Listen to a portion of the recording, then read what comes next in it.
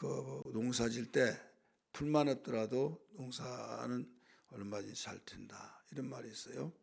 풀이 이제 문제가 생긴 거죠.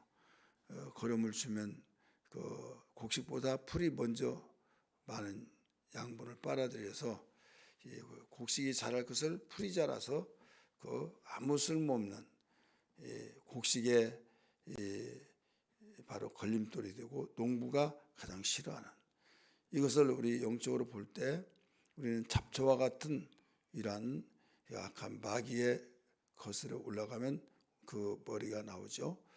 그러나 이 열매를 요구하신 하나님은 우리에게 아들 독생자 예수를 통해서 말씀을 증거하게 하시고 그 말씀이 자라서 생명되게 하시고 능력되게 하시고 주님 오실 때 그 말씀으로 그 건강한 신앙 되어서 두 손 들려 주에서 어서 오시옵소서, 이런 열매들을 요구하시고 계신 하나님이란 걸 믿기 바랍니다. 문제는 이게 농부의 심정이듯이 농부 되신 하나님의 심정이에요. 하지만은 농사지는 농부에게는 풀이 곡식의 적이다. 그래서 뽑아내야 된다. 바로 풀을 이기지 못하면 어떤 재간이 없다 이거죠. 그래서 이 풀이 오늘날 영적으로 오늘 본문의 말씀 비춰보면 뭐냐면 여러 가지가 있지만은 이 이단들이다 이거예요. 이단들은 잡초예요. 곡식이 아닙니다. 분명히 그 곡식밭에서 자라는, 근데 일반 뿌려진 아무데나 잘 자라는 것보다는 곡식밭에가 더 자라요. 왜? 곡식밭에는 뭐가 뿌려져 있습니까? 농부들이 곡식 자라라고 거름을 뿌려놓았기 때문에 거위를 빨아먹고 있어요. 그래서 남의 피를 빨아먹는 거머리같이, 그래서 결국은 그걸 제거시키지 않으면 곡식이 자랄 수가 없어요. 이단 사상이 교회에 들어오면, 성도들이 그 사상을 받아들이면 그것이 더 강력하게 자리를 잡습니다. 그래서 존재 자체를 없애야 된다. 이것은 어제 오늘이 아니라 예수님 오시고 난 이후에도 바로 초대교회 1세기에 벌써 그런 일들이 자리 잡고 있었기 때문에, 그리고 오늘 본문의 골로새 교회 위협하고 있는 이단들이 어떤 일들이냐 이거예요. 이 골로새 교회를 위협하고 있는 이단들은 어떤 것들이었느냐인데, 한마디로 말한다면 예수 그리스도에 관한 거짓 교훈이에요. 예수 그리스도에 관한 거짓 교훈. 예수님은 진리시잖아요. 그분이 하신 말씀은 모두 진리가 되시고 생명이 되시기 때문에 그분의 말씀을 통해서만이 우리가 살 수 있다. 이렇게 말하면 무슨 소리를 그렇게 말하냐 하면서 다른 걸로 설득시켜 가지고 넘어오게 만드는 이단들. 그래서 8절에는 여기에 어떤 내용인가 한번 보세요. 8절, 누가 철학과 헛된 속임수로 너희로 사잡을까 주의하라. 이것들은 사람의 전통과 세상의 초등학문을 따르며 그리스도를 따름이 아니니라. 그리스도를 따르지 않는 이것을 여기에 보면 어떤 것이냐, 거짓 교훈이라고 그랬죠. 이 거짓 교회는 천사 숭배에 대해서 가르쳐주고, 우리 다음에 볼 내용이지만 18절에 나와요. 할례당 11절에 나옵니다. 11절 우리 본문 안에 있으니까 한번 읽어볼까요? 또 그 안에서 너희가 손으로 하지 아니한 할례를 받았으니, 이 할례에 대해서 나오죠. 이 거짓 교훈은 할례, 그 다음에 의식주의 16절에 나와요. 천사 숭배, 그 다음에 금욕주의 21절에 나오죠. 천사 숭배는 18절에 나오고, 그래서 이러한 것들이 거짓 교훈이다. 뭐에 관한? 예수 그리스도에 관한 거짓 교훈이다. 이 거짓이 있으면 혼란이 되죠. 이것인가 이것인가, 짝퉁이 반치면 진품이 그 손해를 봐요. 그렇기 때문에 우리의 신앙도 이런 상황에 놓여 있다. 그럼 바울은 이 골로새 교회에게 위협하고 있는 이 일들을 뭐라고 가르쳐 주냐? 이제 싸움이죠. 어제 성교사님 이야기할 때 우리는 마음으로 예수님을 믿고 영접하고 또 후세에 믿고 있는데, 그렇지 않은 사람들 있잖아요. 그렇지 않을 때 그들은 하나님 보이냐 막 하면서 자기의 학문을 가지고 자기의 철학을 가지고 막 공격하고 도전하고, 그러면 야 믿어봐, 막그 이렇게 유교 따짐으로 되지 않는다 이죠. 그들이 가지고 있는 지식을 그 변증이라고 그래요. 우리가 반박하면서 내 것이 진짜인데 거짓이 들어와요. 그러면 내가 가지고 있는 진짜다. 그러면 거기는 왜 진짜냐 쭉 이야기하면 그 거짓이라고 한 것을 참으로 이제 둔갑해 가지고 밀려올 때 내가 진짜라는 것이 거짓이라는 것보다 더 설명이 더 잘 돼야 된다 이거죠. 이러려면 지식이 있어야 된다. 이건 배워야 된다 이거예요. 그래서 그 배움으로만 되어진 것이 아니라 플러스 알파가 있는데 절정적인 키워성을 할 수 있는 것이 뭐냐면 성령의 능력입니다. 진리의 말씀, 성령의 능력이 들 때만이 왜 아무리 그들이 이 논리를 가지고 한달짜도 이 실험에서 증거가 나타나면 물증이 있으면 할 말이 잃어버리죠. 예를 들어서 죽은 자가 살아났다. 야 끝났다. 왜 끝나냐? 하나님이 살아계시다. 막 그러면 웃어버린다 이거죠. 그런데 기도해서 살아났어요. 명령에 살아났어요. 그러면 설명이 안 되잖아요. 설명이 안 되는 거예요. 이게 바로 그 모든 세상을 이길 수 있는 능력이에요. 그래서 내 이름으로 기도하라. 그리고 성령으로 충만하라 이거예요. 하나님의 것으로 사용할 때 그래서 우리는 세상은 가면 갈수록 지식이 높아지고 학문 속에서 그 과학 만능주의 속에 이제는 그 인공지능에서 이 모든 정말 로봇이면서도 사람이 아닌데 사람 노릇하는 이러한 시대가 되어버렸다. 전쟁도 그들을 투입하고 있는데 이렇게 볼 때 얼마나 눈부시게 발달되고 있습니까? 그럴 때 할 말을 잃어버리고 거기에 대해서 그걸 변증할 방법이 없어요. 이때는 하나님의 말씀밖에 없고 말씀의 능력, 성령의 능력밖에 없어요. 그래서 교회가 살아나기 위해서는 세상이 이러니까 그 따라가야 된다. 아무리 따라가야 여러분 참새가 황새 따라갈 수 있어요? 참새는 그 쫑쫑쫑쫑 걸어가. 황새는 껑충껑충. 그러면 몇 발자국은 따라갈 수 있을 것 같지만 가면 갈수록 따라갈 수가 없어요. 나중에 다운돼 버립니다. 여러분 세상이 이렇게 변화되고 그러니까 우리도 배워가지고 그보다 더 앞서서 변증해야 된다 하다 보면 나중에 학문에 대한 연구를 하는데 이 생명력이 없어요. 그러면 여기에서 실제로 모양은 있는데 움직이지 못한다면 지는 거예요. 이 속에서 꿈틀거려서 모두 역사를 이룬 것은 생명력인데 생명의 능력이란 걸 믿기 바랍니다. 그래서 술 취하지 말라 이는 방탕한 것이니 성령의 충만을 받으라 이렇게 말씀하셨죠. 첫째도 성령이요 둘째도 셋째도 성령의 역사. 이것은 주님 오실 때까지 우리는 가장 사모해야 할 내용이란 걸 믿기 바랍니다. 그래서 오늘 본문에서 이 거짓 교훈을 뭐라고 말하고 있느냐. 이게 8절에서 여러 가지로 설명을 했어요. 이 철학이다. 그 다음에 여러분 점치는 것도 철학관 이렇게 말하잖아요. 그래서 철학이란 건 자기 주관, 자기 가치관을 말하고 있는 거예요. 누가 뭐라고 하더라도. 그래서 나는 이렇다. 그래서 거기에 논리를 펴면 이게 철학이 되는 거예요. 그 헛된 속임수. 어떻게 하더라도 헛된 속임수로서 이 헛된 속임수 하면 마술 여러분 알죠? 마술은 막 진짜 현장에서 그 신기하고 막 야 감탄하고 그러지만은 돈을 막 딱 보면 막 돈이 막 줄줄 나오잖아요.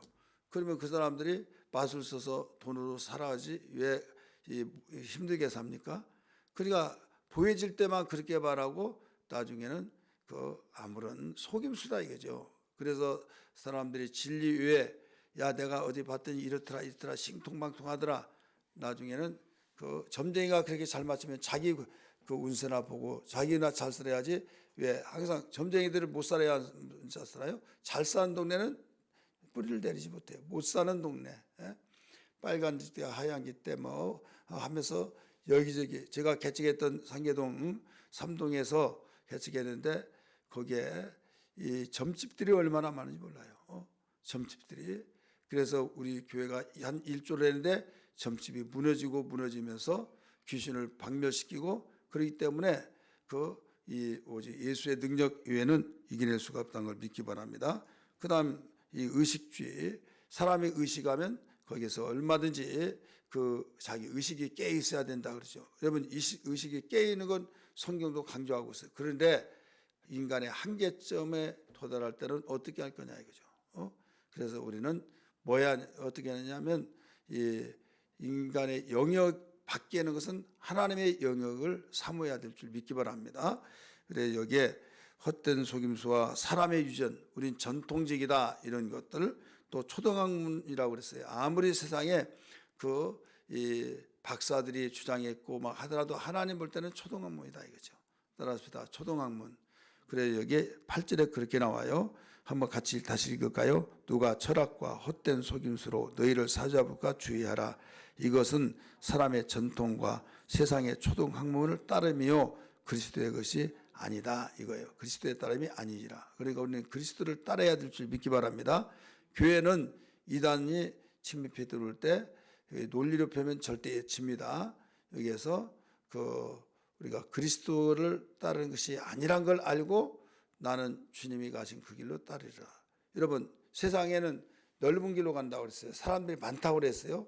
근데 결과는 사망이라고 그랬어요. 근데 너는 좁은 길로 가라. 사람들이 적게 가요.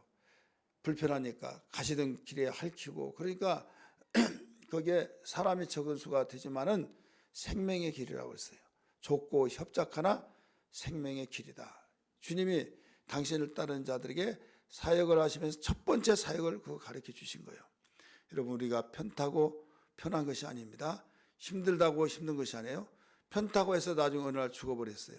망해버렸어요. 근데 저 사람 다 죽었다 끝났다. 근데 오뚜기처럼 일어나더니 막 일어나기 시작한 거예요. 이게 바로 성경이 가르쳐 주기는 복음으로 사는 사람들은 그와 같다는 것을 일러주고 있죠. 그러면 할례당 곧 오늘 본문에서는 할례당이에요. 이 육신의 할례를 강조하는 그 속임수 거짓 교훈이 있는데 이들에 대해서 바울은 어떻게 변증을 하고 있느냐 이 말씀이 8절에서 15절의 내용입니다. 이 할례는 어디서 왔느냐 율법에서 온 것이 아니에요. 할례는 아브라함에서부터 시작된 거예요. 하나님께서 그 할례를 줘라 하면서 이것이 무엇을 의미하고 있냐면 그 언약의 표시로서 아브라함에게 그 언약이 있잖아요. 언약. 그러면 언약의 증표가 뭐냐? 할례예요.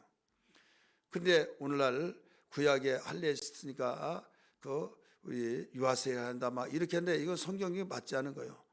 여러분 세례라고 말한 우리 그 침례는 신앙 고백이에요. 고백한 사람에게 주는 거예요. 여기에서 할례는 그게 아니라 언약의 표시예요. 무슨 언약이었어요? 그리스도가 오시리라 이거예요. 그러니까 예수님이 오시면 할례가 완성이 된 거예요. 그러니까 그리스도에 대한 언약을 아브라함에게 했는데 네 자손 중에서 통치할 자가 나타난다. 이것은 예수를 말하고 있잖아요. 그래서 예수님이 오시면 그건 다 이 그림자에 속한 것이다 이거죠.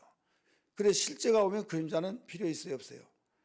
여러분 그림자를 보고 따라가요. 발자국을 보고 따라가요. 그러다가 실체를 딱 만났어요. 실체 나타나서 그를 잡으려고 하는데 여러분 발자국 보고 계속 따라가야만 됩니까? 아니에요. 그 실체를 보고 쫓아가는 거예요. 예수님이 이 세상에 오셔서 나를 믿으라.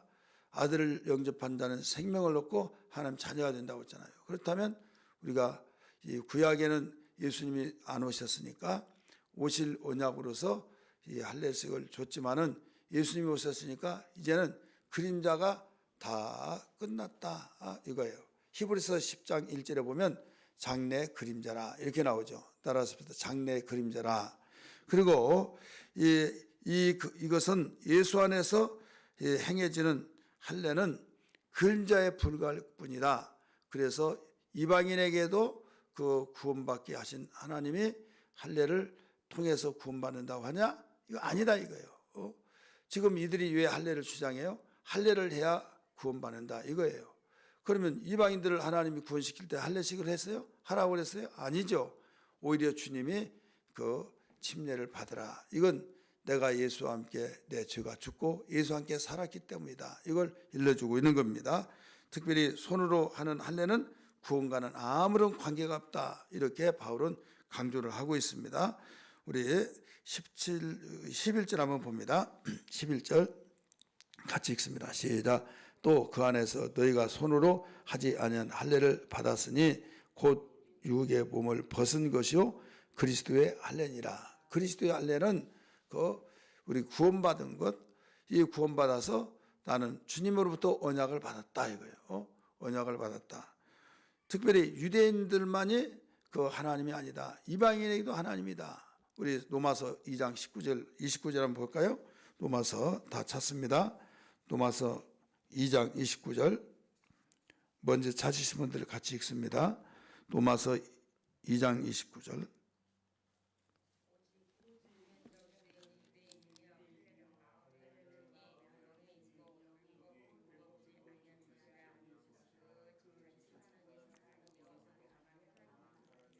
아멘. 다만 하나님에게서니라 나오죠. 율법 조문에 있지 않는다. 한글 우리 개혁성은 의문에 있지 않다 이거예요. 그 다음에 3장 29절 보세요. 3장 29절 시작. 하나님은 다만 유대인의 하나님이시냐 또한 이방인의 하나님이시냐 진실로 이방인의 하나님도 되시니라. 유대인들은 우리 하나님이다. 이방인들은 너희 우리 하나님 아니야. 막 그래서 이방인들을 개취급을 했다 이거죠. 근데 이방인의 하나님이냐?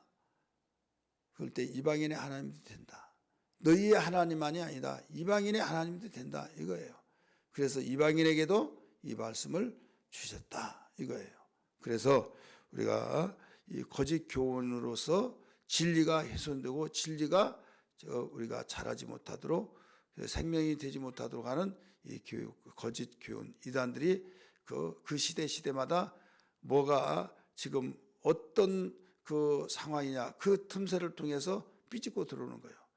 그래서 이 말세론자들이 항상 우리는 준비하잖아. 예수님 먼저 오신. 근데 어떤 막 어리없고 뭐 전쟁이 일어난다 뭐 한다 그러면 이때다 해가지고 막 그런 말을 더 많이 하고 그 혼란스럽게 만든다 이거죠. 우리는 언제든지 깨 있어서 주님 맞이할 준비를 해야지 꼭 어떤 어려움만 있으면 막 봐라 뭐 일어났지 않느냐 막 그래서 현혹시키고 있다 이거죠.